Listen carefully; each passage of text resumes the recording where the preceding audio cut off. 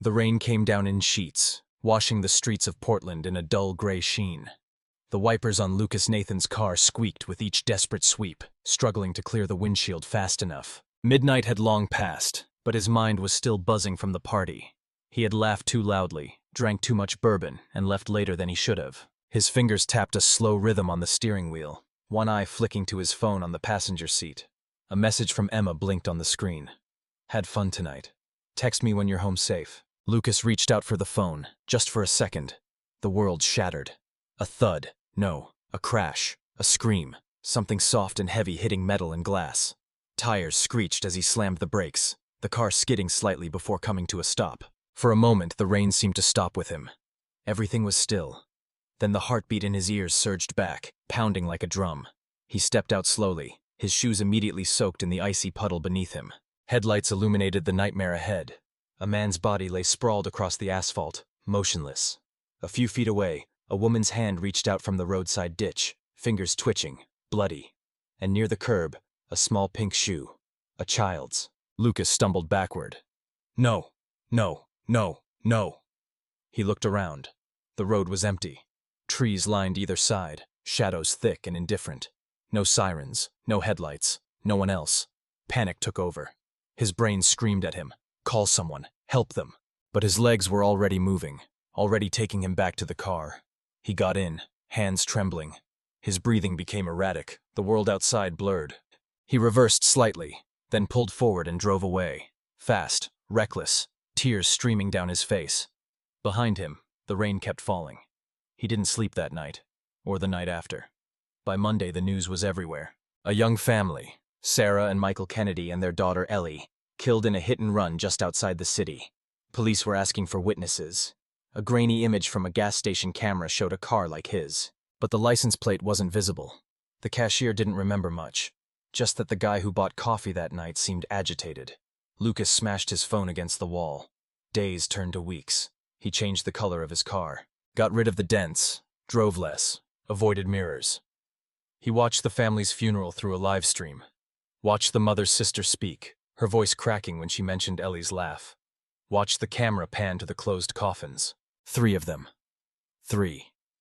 And still, he said nothing. The nightmares began in December. In them, Ellie stood in the middle of the road in her raincoat, face pale, hair clinging to her cheeks. She never moved, never spoke, just stared. The dreams always ended the same way. Headlights, screeching brakes, silence. Lucas started leaving the television on at night. Then the hallway light. Then the bedroom light. Nothing helped. One evening, months later, he drove back to that road. He parked near the ditch and sat in silence. Rain began to fall again, soft and cold. The asphalt glistened under the headlights, just as it had that night. He stepped out, walked slowly to the place where it happened. The wind whispered through the trees. There was nothing left. No flowers, no crosses. Only silence. As if it had all been erased.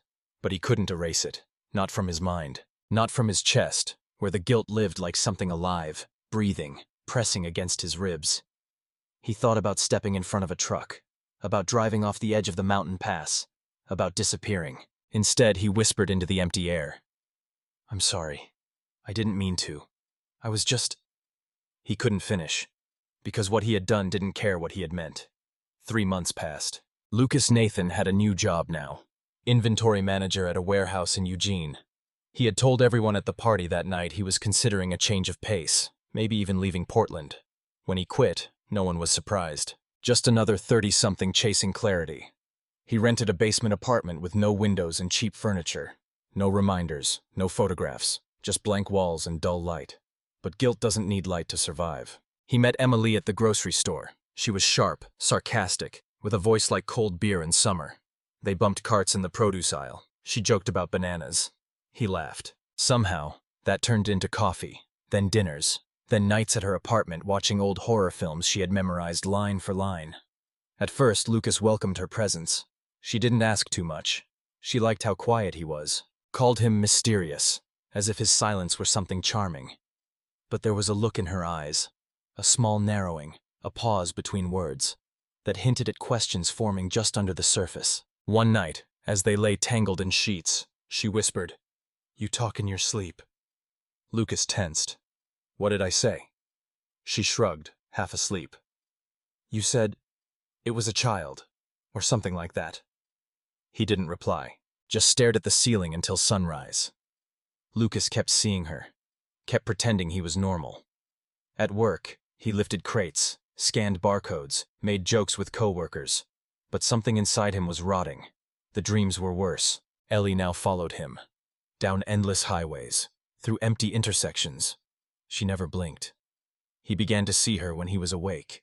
It started small. A flash of yellow in a crowd, the sound of small feet running behind him. Once he saw her reflection in a store window, standing behind him, holding that pink shoe. He dropped the groceries and ran. His friend Mark Delaney called from Portland.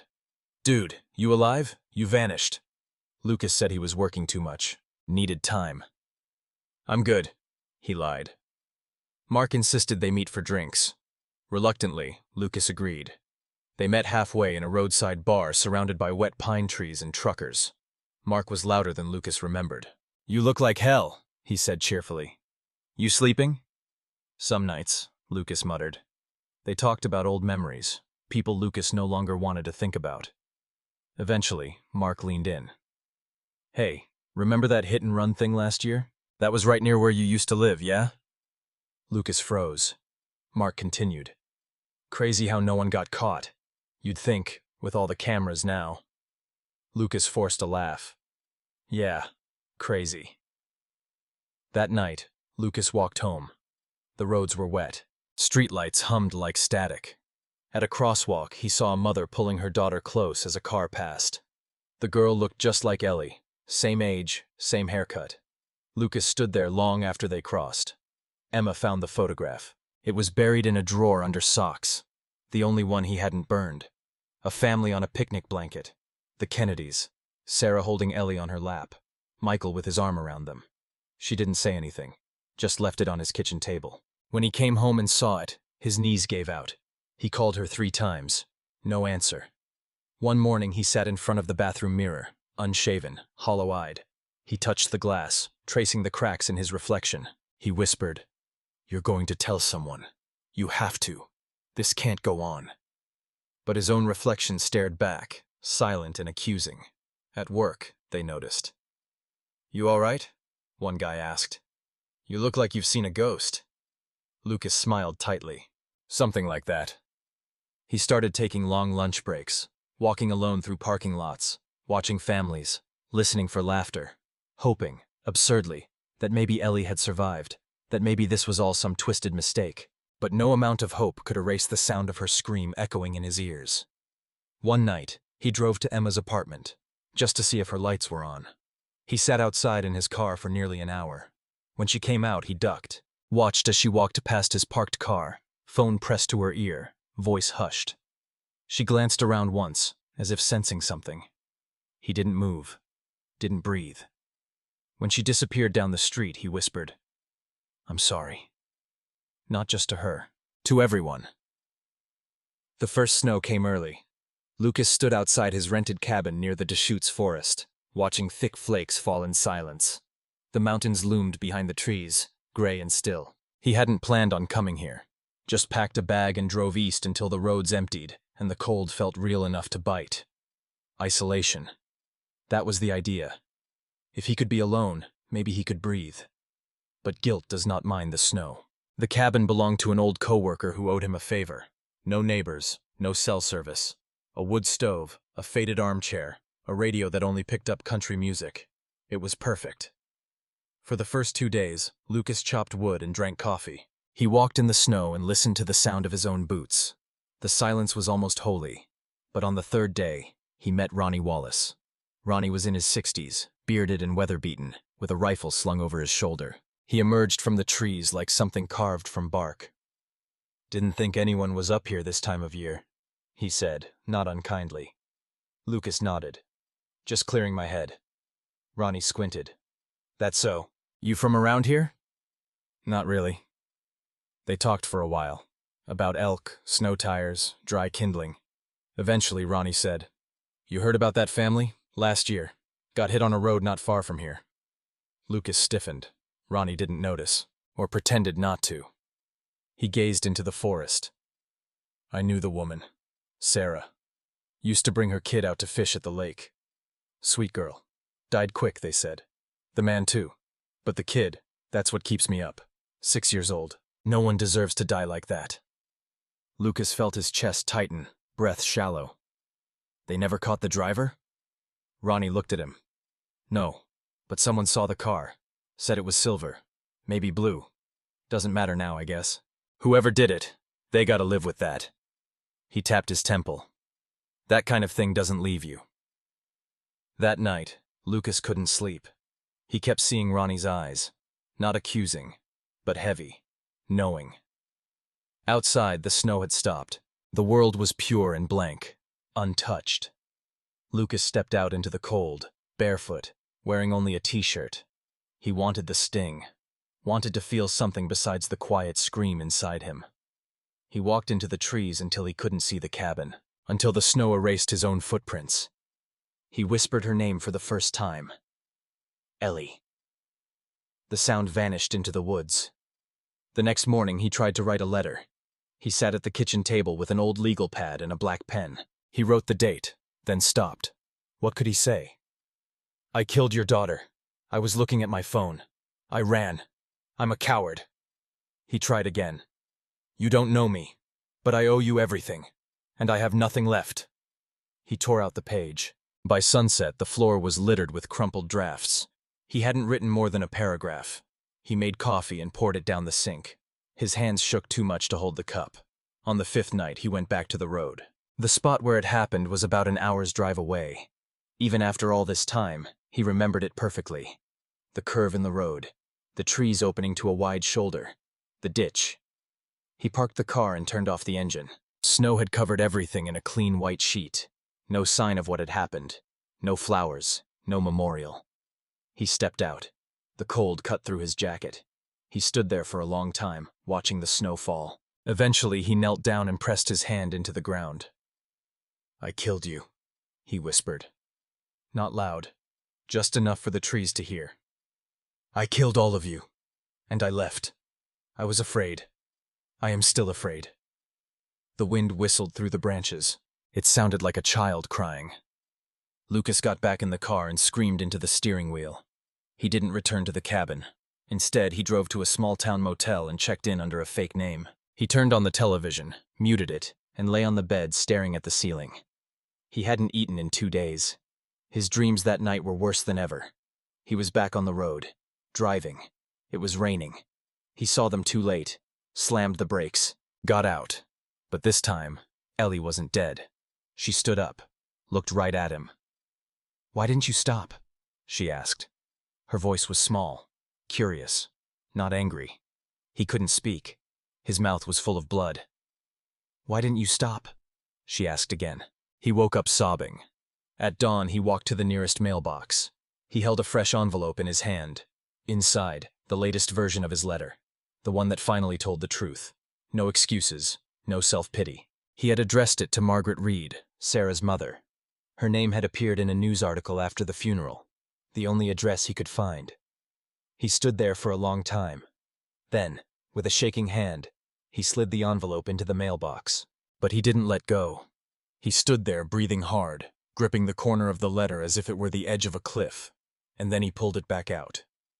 Lucas Nathan returned to the city just as spring began to thaw the streets. Snow turned to rain. Bare trees grew soft green buds. Life moved forward, careless and bright. He did not. He rented another apartment, smaller, darker, even more anonymous than the last. No furniture except a mattress, a chair, and a cracked coffee table. The walls were yellow with age. The ceiling leaked when it rained. It felt right, like punishment. He started going to church. Not because he believed. He had stopped believing in many things long ago. But because the silence there was different, heavy, filled with people trying to be better than they were. The church was small, tucked between 2 pawn shops, with peeling paint and a faded cross above the door. Inside, it smelled of candles and old wood. Pastor Hoffman was a tall man with kind eyes and a low voice that never rushed. He spoke like he understood pain, like he had lived with it for a long time and learned how to wear it like a coat. Lucas never confessed, But he sat through sermons, sometimes twice a day. He stared at the crucifix and thought about Ellie. Sometimes Hoffman approached him. "You come often," he said once, "but you never speak." Lucas shrugged. "I don't know what to say." The pastor nodded slowly. "That's usually when it matters most." He tried to see Emma again. She had blocked his number, but he knew where she worked, a bookstore near the university. He stood across the street one afternoon, watching her through the glass. She was helping a customer, smiling the way she used to smile at him. It twisted something deep in his gut. He turned and walked away. Later that night, he left a note at her apartment door. Just a single sentence. "I never meant for any of it to happen." She never responded. The city felt different now. Every honk, every scream, every child's laugh. It all struck Lucas like a needle to the chest. He jumped when cars backfired. He avoided intersections. He started walking to work, even when it rained. Sometimes he followed people, mothers with daughters, couples with strollers, just to remind himself of what he took, just to feel the pain sharpen.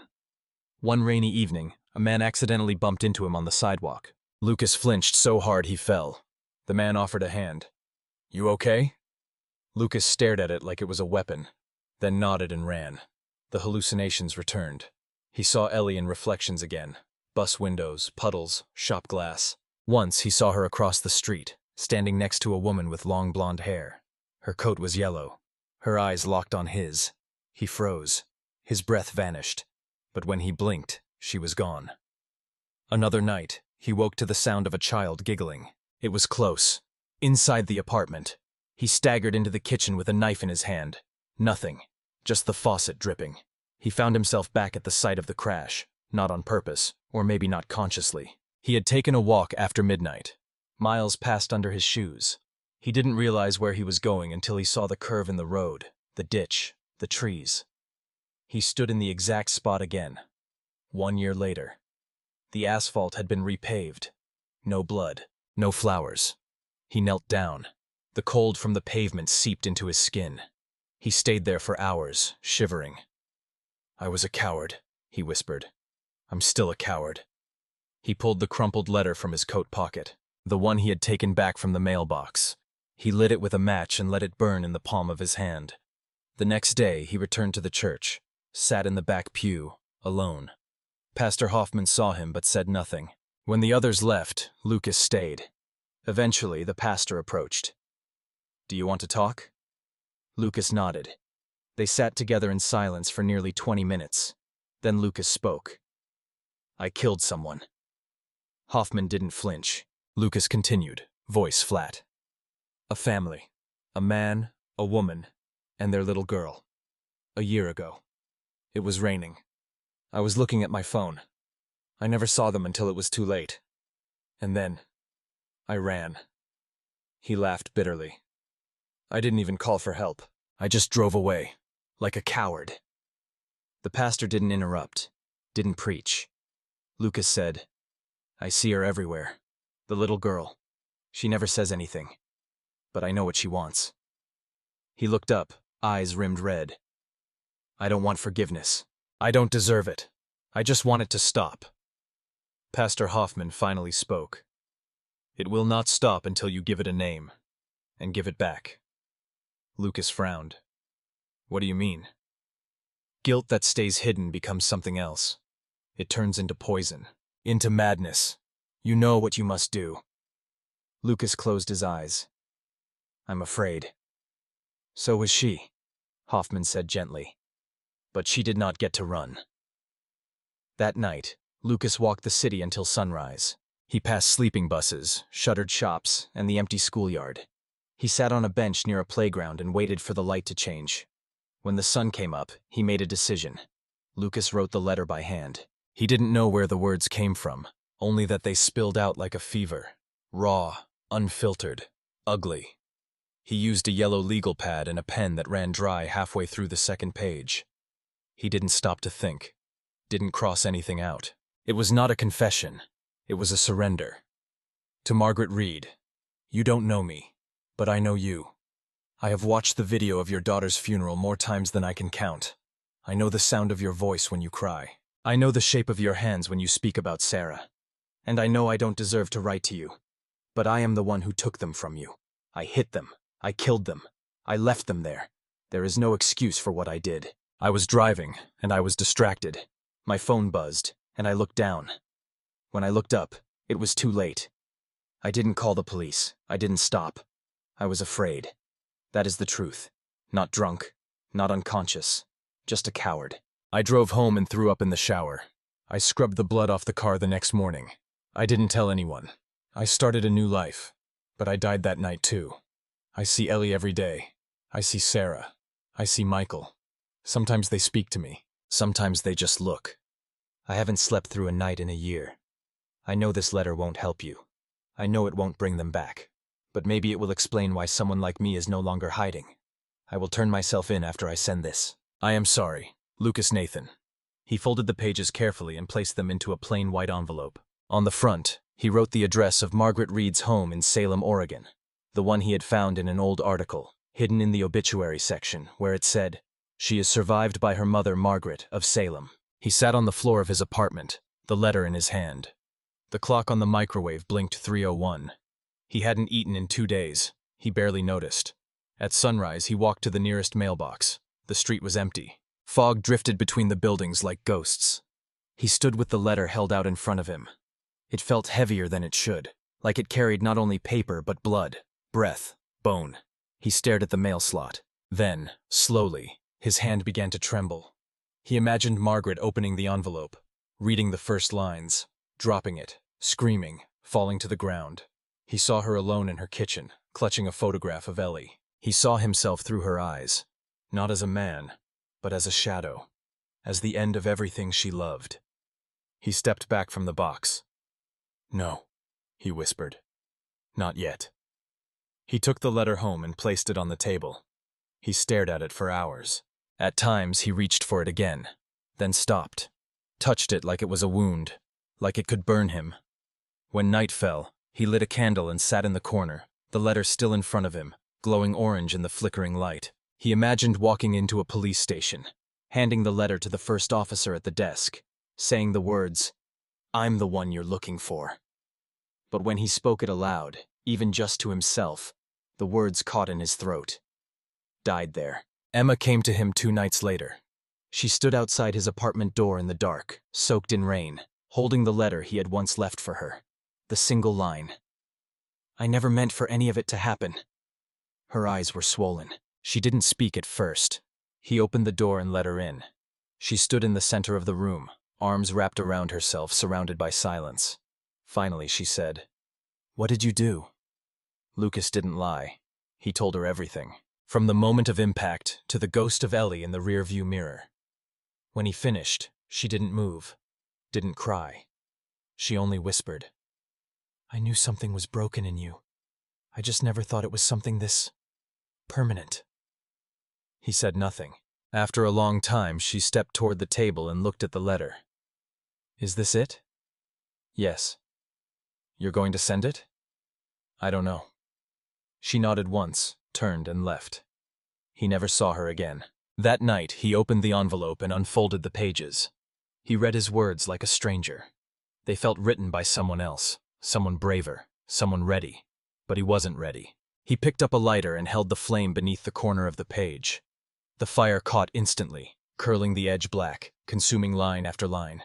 His name disappeared first, then Ellie's, then Margaret's. He let it burn until the flames licked his fingers. Then he dropped it in the sink and turned on the water.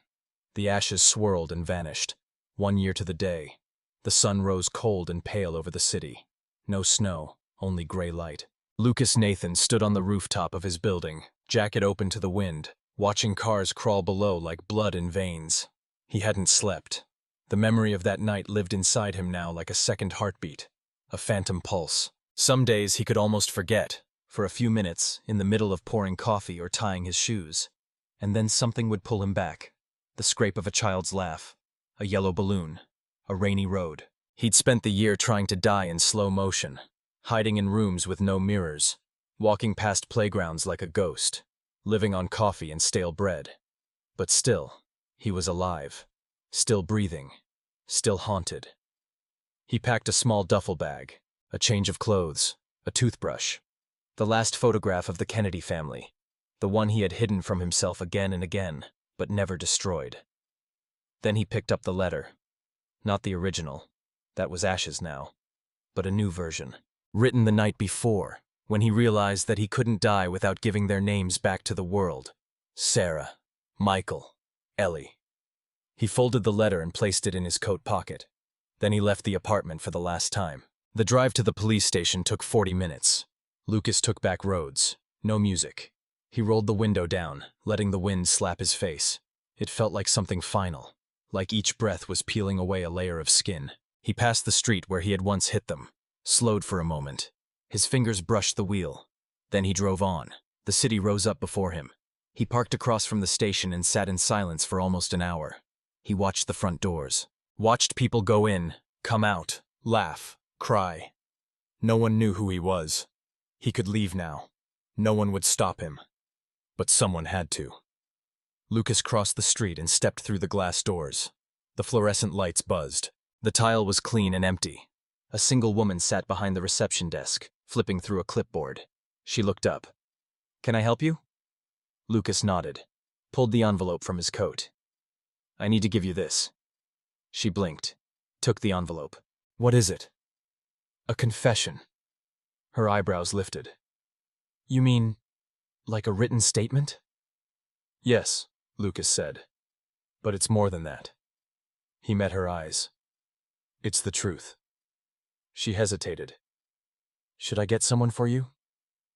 Lucas shook his head slowly. "No, just read it. You'll know what to do." Then he turned, walked to the bench along the far wall and sat down. He didn't run. He didn't shake. He didn't cry. A few minutes later, the woman came back, 2 officers behind her. They approached slowly, carefully, like someone approaching a man on a ledge. One of them said his name. Lucas stood. "I've been waiting," he said. They took him into a side room. They asked him questions. He answered all of them. He told them what road, what time, what kind of car, what song had been playing on the radio, what Ellie had looked like, how he hadn't called, how he hadn't looked back. He did not cry, but his voice broke once, only once, when he said her name, Ellie. The officer handed him a cup of water. He didn't touch it. Hours passed. Eventually, they asked him if he wanted a lawyer. He said, "No, I don't want to fight. I want to tell everything." And then he did. In the holding cell that night, Lucas sat on a metal bench, knees pulled up to his chest. The walls were the color of cold stone. The air smelled of bleach. No windows. No clocks. He didn't need a clock. He knew exactly how long it had been. 1 year. To the hour. He closed his eyes and pictured the ditch. The toy in the road. The way the woman had reached out. Not to him, but toward the place her daughter had landed. He would live with that moment for the rest of his life. But he had said the words. He had given the names. He had ended the silence. No one came to visit. Not Emma. Not Mark. Not Pastor Hoffman. And that was all right. He asked for one thing only. A copy of the letter. Typed. Clean. Without edits. Sent to Margaret Reed. He didn't ask for forgiveness. Only that she know. Only that someone, somewhere, received the truth in full. He never got a reply. Months passed. Then a year. Lucas spent most days in the prison library, reading slowly, writing things down in the margins. Sometimes, when he was alone, he would say their names out loud. Sarah, Michael, Ellie. Some nights he dreamed he was driving. Always the same curve, always the same rain. But now in the dream he stopped the car, got out, and stayed.